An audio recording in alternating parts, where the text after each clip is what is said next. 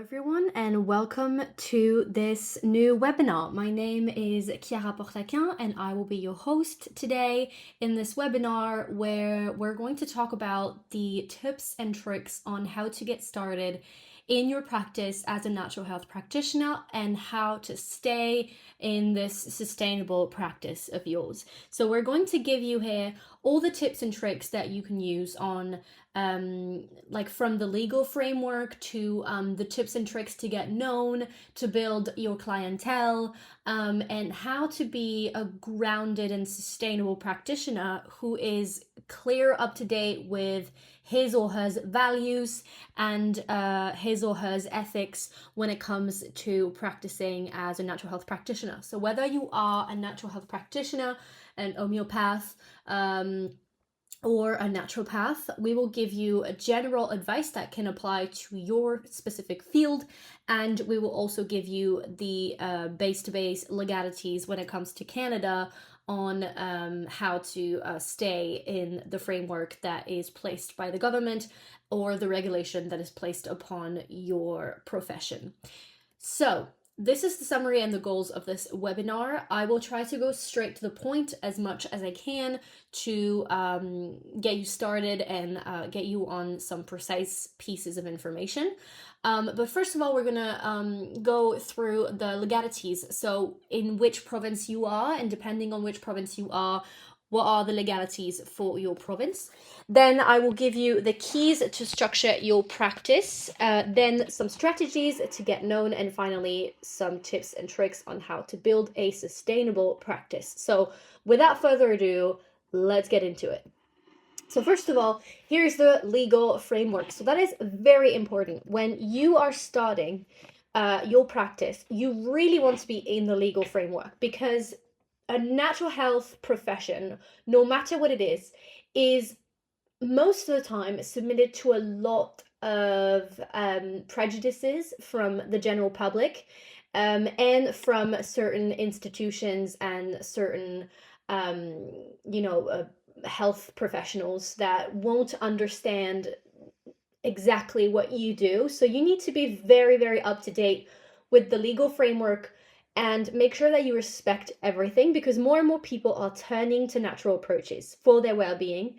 But practicing as a natural health practitioner can remain unclear for many, and particularly from a legal standpoint. So therefore, it is essential to properly structure your activity to gain confidence, credibility, and stay within the law. So health professional regulation is provincial and territorial in Canada. So I will talk about Canada here. I cannot talk about all the countries where you might be from if you study our courses in English, but be sure to really look up your local and your provincial and even your country's regulation about natural health professions. But in Canada, there is no single federal license for naturopath. Rules differ widely by province and by territory. So some jurisdictions regulate NDs with protected titles and defined scopes. We will see that in a minute, and others do not. So where unregulated, anyone may use the title of naturopath. It's a little bit like in France. But unless other laws, for example, the consumer protection or advertising, are triggered, you are basically pretty much left to yourself. But you are to be very careful, because there will be eyes on you, and there will be people that will control what you do. So it's very important to stay within the law without being scared at all, but just like, staying within the scope of your regulation. In a tax point of view, naturopathic services are generally exempt when supplied by a practitioner, which is licensed in a province that regulates the profession. In an unregulated province, exemption can still apply if the ND has equivalent qualification to those required in a regular or regulated province. You must monitor your own license and status for tax compliance. So tax compliances and tax rules might differ from province. So it's very important to make sure that you know the scope for tax as well. Now, let's go through province by province. So first of all, I'm going to talk about the regulated provinces. So if you are from one of these provinces, listen carefully. So in British Columbia, it is regulated. The profession is regulated under BC's health profession framework. As of 2024-25, regulation is overseen within the College of Complementary Health Professional of BC. So it's the CCH PBC. And it is part of a provincial college of amalgamations. And the scope are very precise. The scope and prescribing details are maintained and very precise and decreed by this college for naturopathic physicians. So the scope headlines for NDs is one of the broadest scopes in Canada, in British Columbia. So basically, that means that in British Columbia, naturopathic practitioners and physicians have the broadest scope of intervention. So they can prescribe certain things, they can prescribe some IV therapies and some labs, but all of this is defined and regulated by laws. So always confirm the current standards and drug schedule by this association, and you have to make sure that your training fits the regulation and fits the demands basically of the College of Complementary Health Professional of BC, so British Columbia. Now, let's move on to Alberta. In Alberta, it is regulated by the College of Naturopathic Doctors of Alberta, so the CNDA, under the Alberta Health Profession Act and Naturopath Profession Regulation. So the scope headlines is regulated restricted activities are outlined by the province or the college. For example, injection IV within standards and additional certification to be able to provide certain tests, etc., etc. So always check the CNDA standards for prescribing and for IV specifics. But Alberta has quite a broad way as well because it's regulated. So naturopathic professionals, which are regulated, like their profession fits a certain amount of hours of training, etc., etc. But once you are regulated by the CNDA, you can prescribe, like in British Columbia, a certain amount of things, which is not the case in unregulated province. We will see that later. Now, forgive me for mispronouncing this province name, but Saskatchewan, if I'm pronouncing it right, is also regulated, and the Legacy Act with modernization is in progress currently. So it is regulated by the SANP, so the Association of Naturopathic Practitioner of Saskatchewan. Historically, it is governed by the Naturopathy Act of 1978, and a modern naturopathic medicine act from 2015 that was assented but not yet proclaimed. So the SANP, indicates that there is ongoing work on the regulatory bylaws for the updated act. So it's currently being regulated and proclaimed. So the scope headlines under the legacy framework, title protection exists, and certain activities like prescribing and surgery have prohibition unless enabled by new regulation on proclamation. So once again, verify the current state of the SANP guidance for what is permitted today in Saskatchewan. Moving on to Manitoba. Manitoba is regulated, but the scope is narrower than British Columbia or Alberta. So it is regulated by the Manitoba Naturopathic Association, which is the MNA, under the Naturopathic Act and the MNA regulation. So the scope headlines is basically the act prohibits prescribing and administering drugs or anesthetics and surgery and midwifery. So the scope here is not as broad as in British Columbia. You cannot prescribe, you cannot administrate drugs, and you cannot perform any sort of medical act. The M&A issues practice standards like IV therapy guidelines, but the status prohibitions control. So really check carefully before offering drug-related or IV services because it is very regulated in Manitoba. Now, moving on to Ontario, which might interest some of y'all. In Ontario, it is regulated by the College of Naturopath of Ontario, so the CONO, under the Regulated Health Profession Act of 1991 and the Naturopathy Act of 2007 with the general regulation. And it is setting authorized acts, drug list, and lab access. So the scope is broader here. We know that Ontario is one of the best provinces to exercise naturopathy. Now, the scope headlines in Ontario basically stipulates that NDs may perform specific controlled acts like prescribing certain drugs on a formulary, some IV injection within standards, taking blood by venipuncture, and ordering specific lab tests. And it is subject to education and certification and college standards of practice.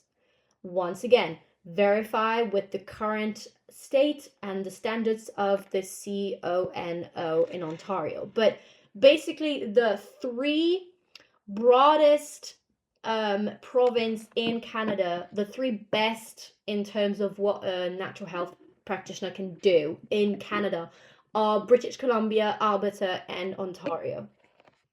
Now, moving on to Nova Scotia, it is transitioning and the regulations are not yet active for NDs. So Nova Scotia Regulated Health Profession Act, which is an umbrella law, is in force, and the NDs Naturopathic Association indicates work is underway to bring NDs under the framework.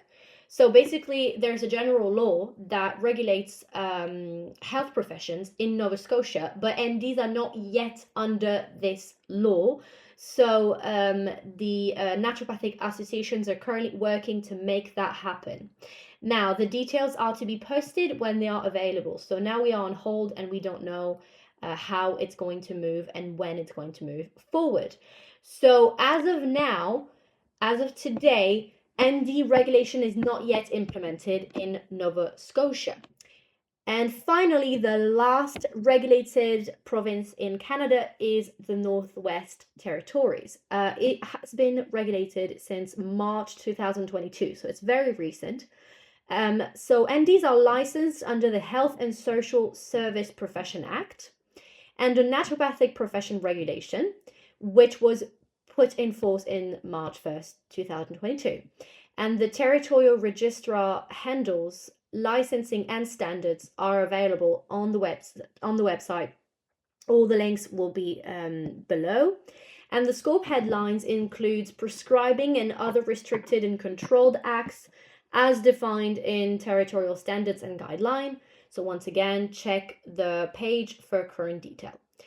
So we have moved through all the legal framework from all the regulated province in Canada. Now there's two provinces in Canada which are not regulated when it comes to natural health practitioner and naturopathy, and these are Quebec and New Brunswick. So I won't move through Quebec because I have done it in the past in the French version of this webinar that you can find on our YouTube channel.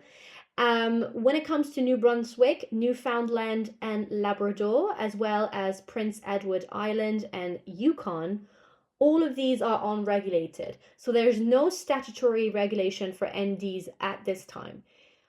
When it comes to Yukon, the CAND,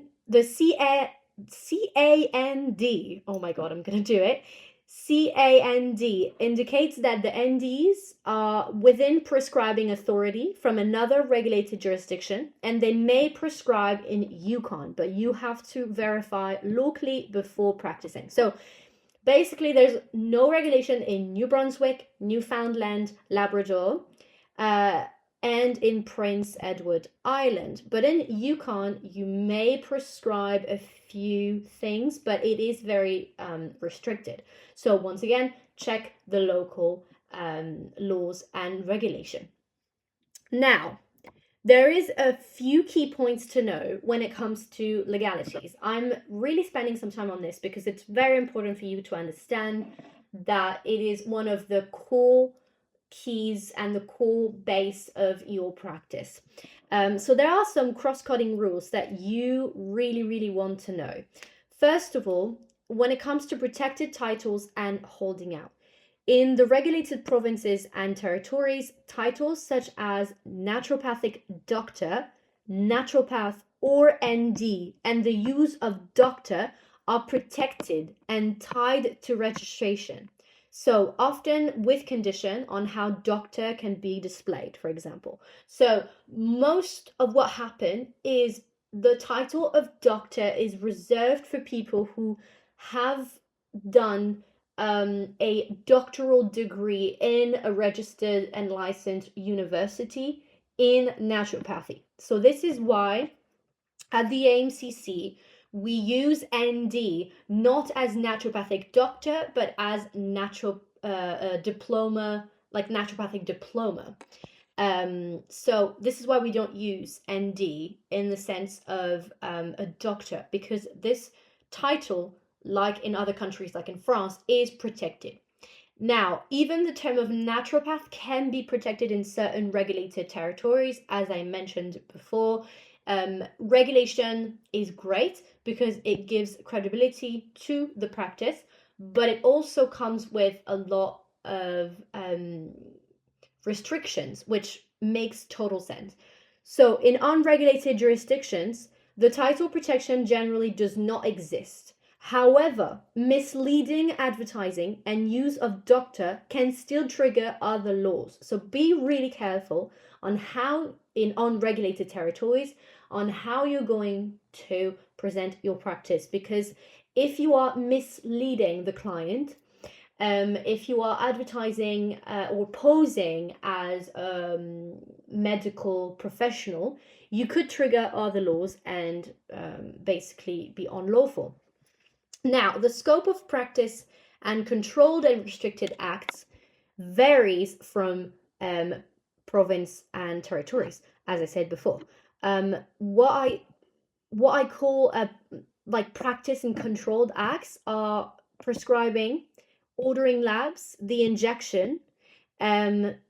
So, for example, prescribing, ordering labs, IV injections are authorized in Ontario, in British Columbia, in Alberta, and in NYT, but they are prohibited by status in MB. Saskatchewan is in transition, as I said. So always cite the local college or act regulation and the latest standards to make sure that you are within your right to prescribe and practice controlled and restricted acts. This is very important because this could trigger misleading and posing as a medical doctor, which is a law you certainly do not want to break.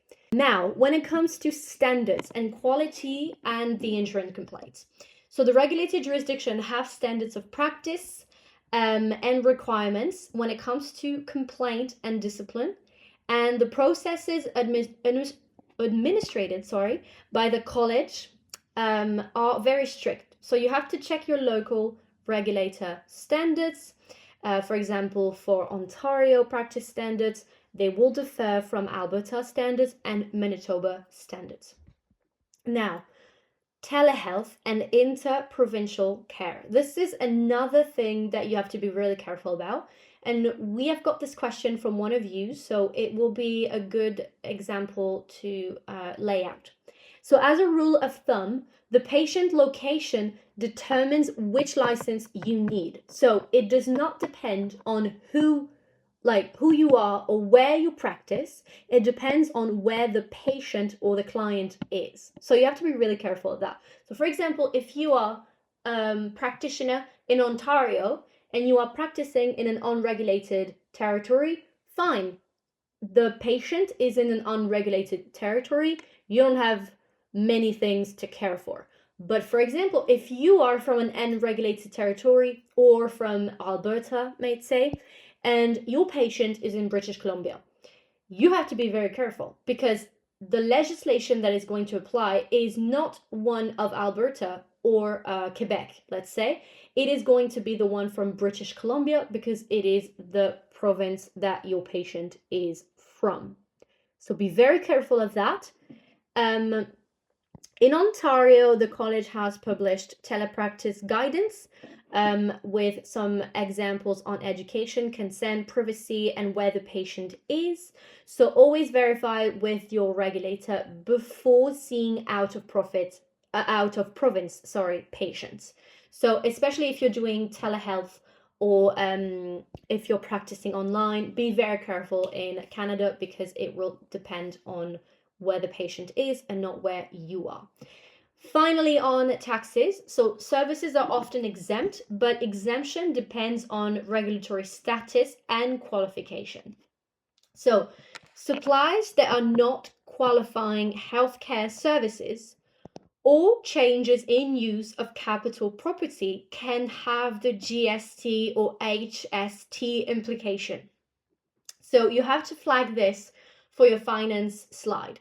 This may seem complicated, but it basically is depending on where you live and depending on how the taxes work in your province. So I won't go in depth because it's a whole entire thing to understand, but you have all the information that you need on the Canada government's website.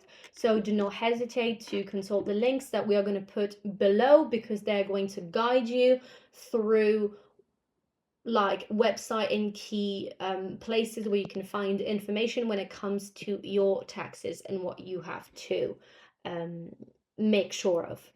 So you can check in below. We're going to leave you on our website a checklist that you want to have with you when it comes to legalities. So we're offering you this free checklist that is available on our website. The link is below, or you can comment checklist below this webinar to receive it. So this contains a certain amount of things that you have to be careful of when it comes to your practice, and you can keep this checklist with you when setting up your practice. So we're offering you that. So if you want this checklist, you just have to check down below or comment checklist. Now, we are talking about the key steps to get started. So I'm moving on from legalities and I'm stepping into the concrete details of what you can do to get started as a natural health practitioner. Now, here are the 5 key steps to get started on your journey. And these key steps are very important because they're going to help you basically create your practice from the ground up. First key point to remember is get clear with your posture. You want to know who you are and how you want to work before you start your practice. So this is probably the first thing that you have to do is you have to know in what field you want to specialize in and who you want to be as a professional. So it's very, very important to know that. Now, who you are is basically your values and your ethics as a professional. How you want to work is in what sort of way you want to set your practice. So do you want to work in the country? Do you want to work in a city? And do you want to work with other professionals? Do you want to work in telehealth? Do you want to work alone? Where are you going to set up your practice? Like, this is all the details to know basically how you want to work, because the good thing about being a natural health practitioner, if you are not working for someone else, is you have to set up your own practice. Now, this can change depending on where you are, because in certain regulated province, you can actually work in clinics. But if we're going to come from the point of you want to open your own practice alongside working for someone else, or just as like a full-time practice.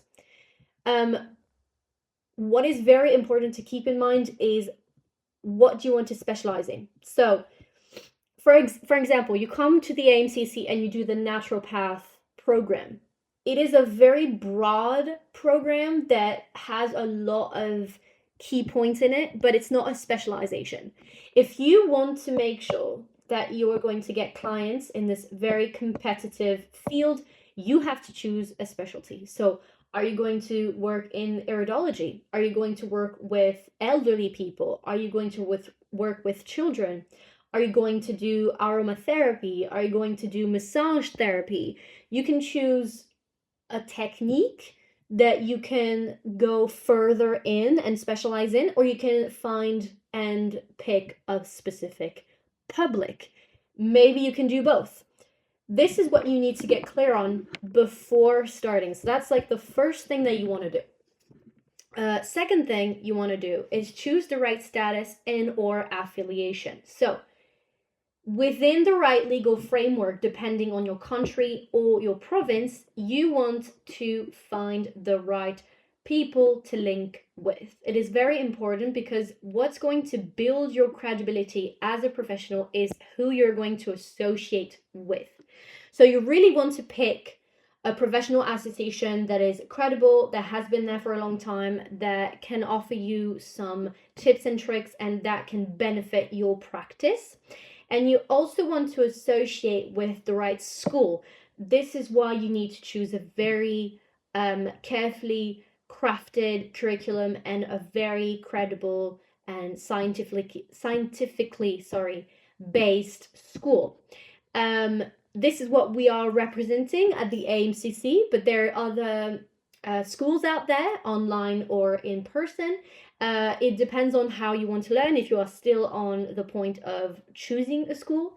But the place where you choose to study, whether in your base core program or in your specialization program, will really make you a credible or not a credible professional.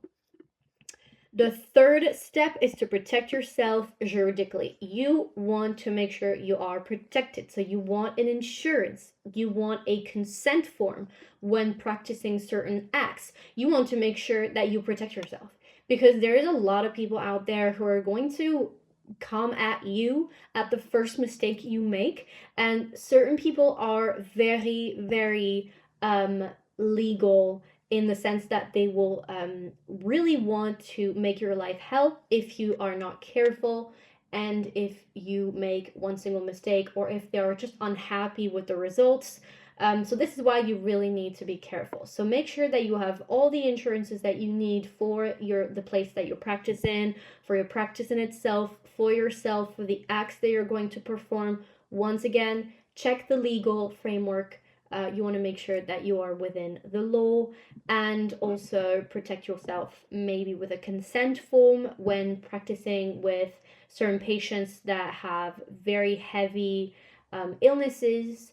Also, make sure that you always, if you can, talk with the medical team of that person, if that person is followed by a heavy medical team, and also make sure that you have this person sign some consent forms when it comes to certain acts that you could perform. Or maybe if you really, really want to be careful, you could do that in every situation. You want that person to sign a consent act. But this is not something that is mandatory, and it will really depend on your legal and provincial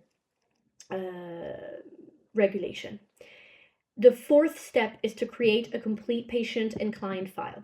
So you really want to register all of your patients and all of your clients carefully. So you want to put the original first meeting, what they said to you, what information they gave you.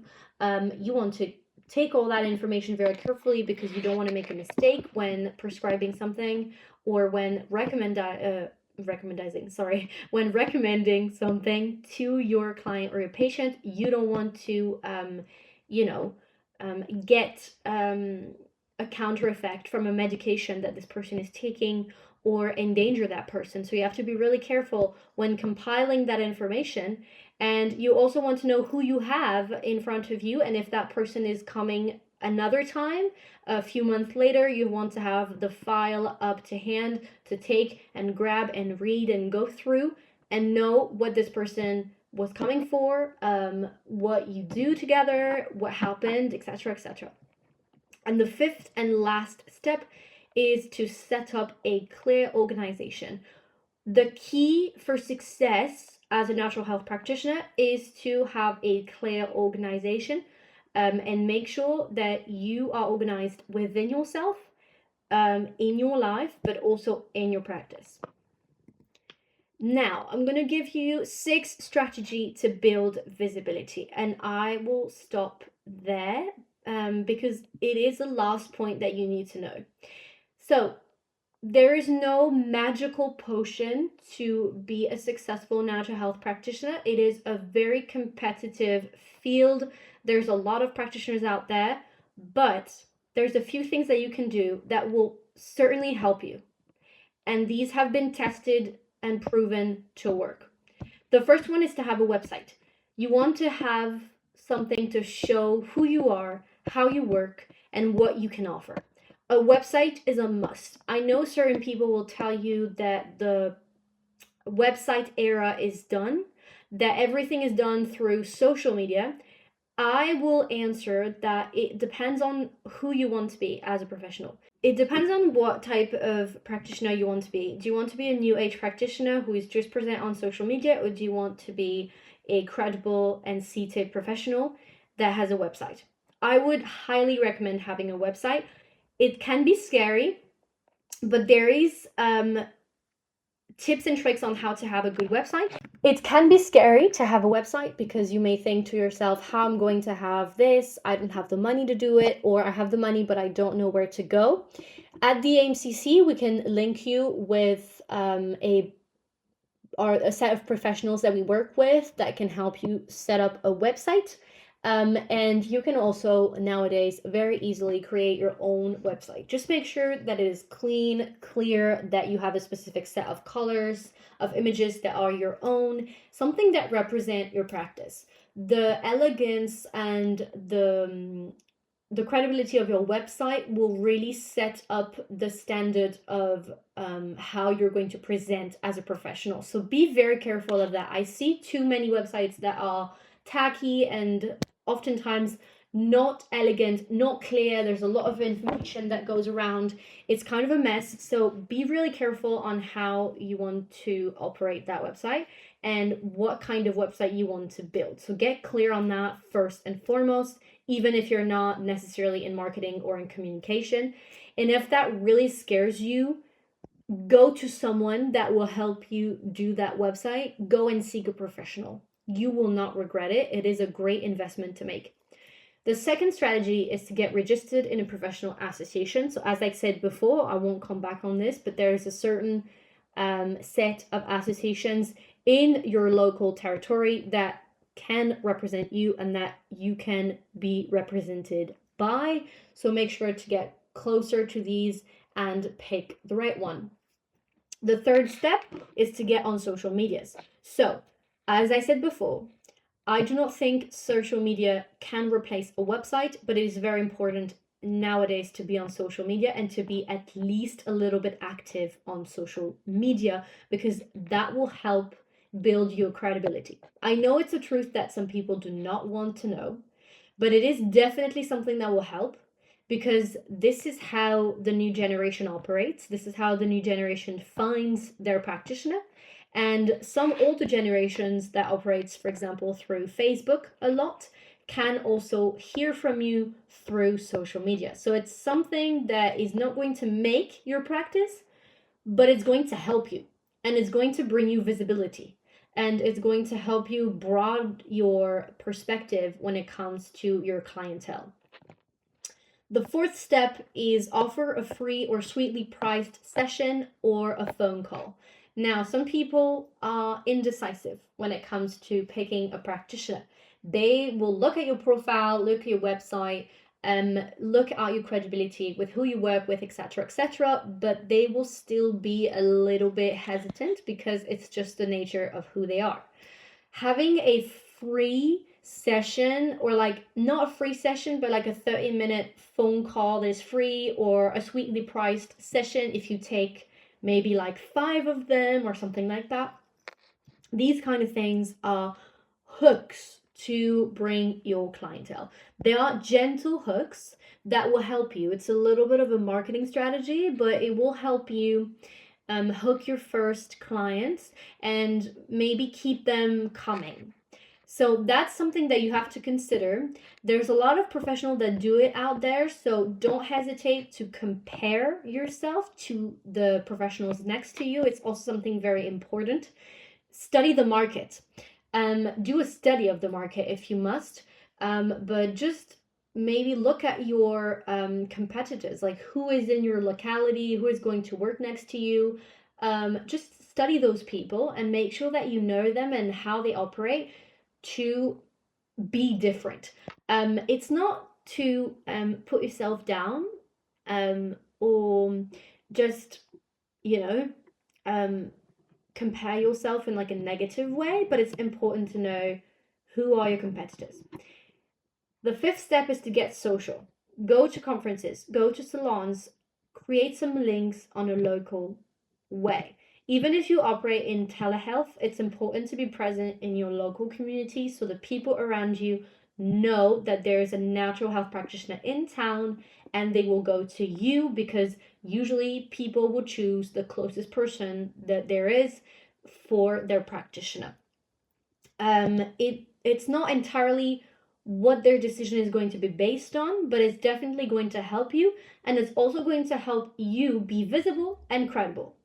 And finally, ask for feedbacks. In the beginning, it's very important for your credibility building to have feedbacks. If you have a Google page, ask people to put a feedback on your Google page. It is very important, and it will help you build that credibility and that visibility. Now, a few more advice before I finish this webinar.